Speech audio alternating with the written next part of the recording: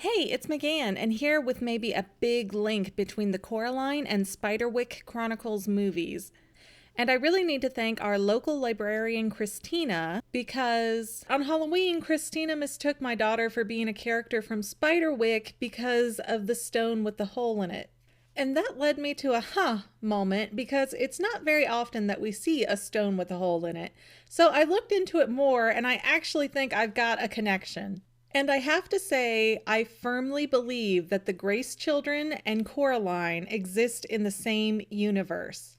So follow with me now and let's look at some of the details between the Coraline and Spiderwick Chronicles movie. Right away, I noticed that the houses were a really similar style between the Spiderwick estate and the Pink Palace apartments. At first, I was trying to make a connection that the houses were one and the same. But unfortunately, based on what we know for sure, the Pink Palace is in Ashland, Oregon, whereas the Spiderwick estate is listed on its Wikipedia page as being southwest of a town in Maine, New England. So we don't have it precisely locked down, but we know southwest area of Maine, which means that the houses are firmly established on opposite sides of the country, and that means we're at a dead end here. Next, I tried matching up time frames, and that's where I really got somewhere. In the Spiderwick Chronicles film, the easiest way to time date everything is through Lucinda. And spiderwick.wikia.com states that Lucinda was born in 1929 and that she was 6 years old when her father was taken. But what's more important is that it says she didn't see him again until she was 86 years old, which from 1929 would be 2015.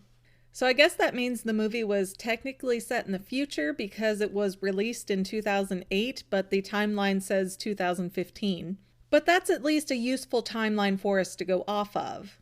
We can also see on the Wikia page that Arthur Spiderwick was born in 1890. So he would have been 39 when his daughter Lucinda was born, and that would have made him 45 when the Sylph came and took him from the real world in 1935.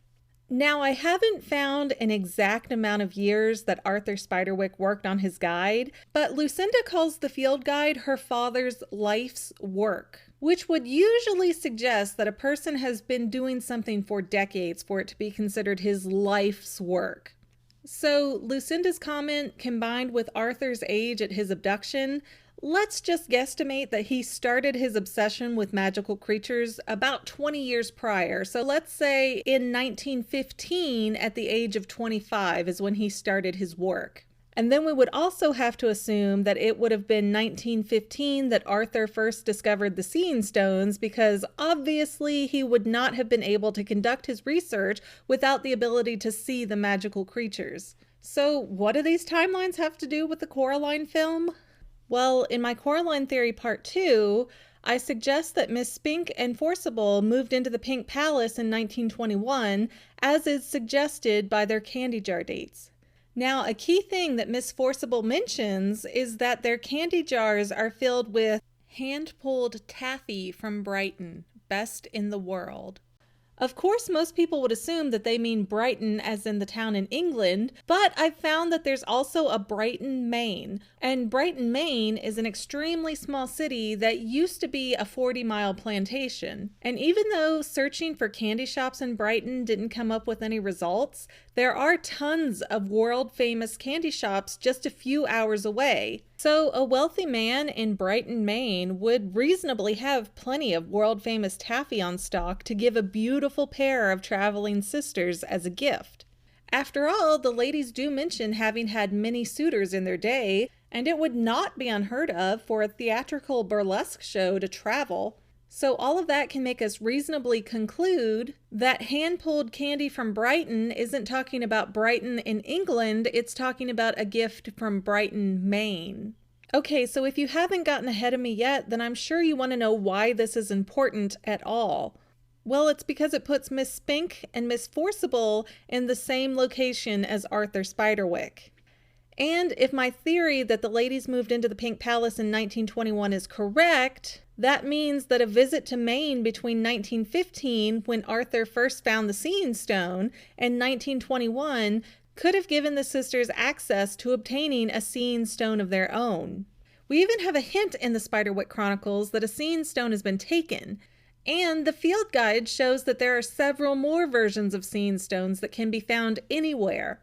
So we have a place and a time that matches up, and it wouldn't be off the wall to assume that a young 25-year-old scientist might go visit a traveling burlesque show and meet a younger Miss Spink and Miss Forcible. And if Mr. Spiderwick tried to impress the young ladies like so many other men did at that time, he would have shown them his scene stones. And perhaps he gave them one as a gift. Then the sisters, who were already prone to supernatural beliefs, as is shown with their tea reading skills, they take the scene stone with them as they get trapped in the Pink Palace limbo, and they keep it hidden away from the bell dam until the time arises that Coraline needs it.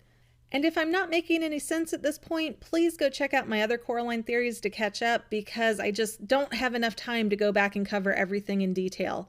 But think about it. In Coraline, Miss Spink and Miss Forcible seem to know that the scene stone will be useful to Coraline, but they act like they really don't know what it is or what it does. Like it's something that they used a few times as a novelty and didn't really fully grasp what it did, and then they hid it away knowing it was something. The sisters also seem equally unimpressed by the mention of a magical creature abducting Coraline's family. Why? Because they've seen magical creatures before. And since some of those creatures are known to manipulate a person's sense of time, sharing a universe with the Spiderwick Chronicles would explain why the sisters have lived in the Pink Palace for 88 years, yet appear to be in their 40s or 50s.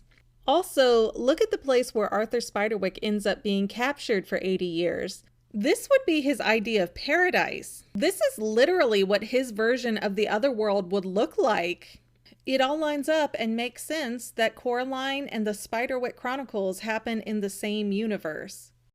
Now that this video is basically over, why don't you check out my channel and see what else I have to offer? I'm adding new stuff and taking suggestions all the time. Plus, you can hit that nifty little subscribe button and then be notified when I make new videos. Come on, do it. Peer pressure, do it. Subscribe.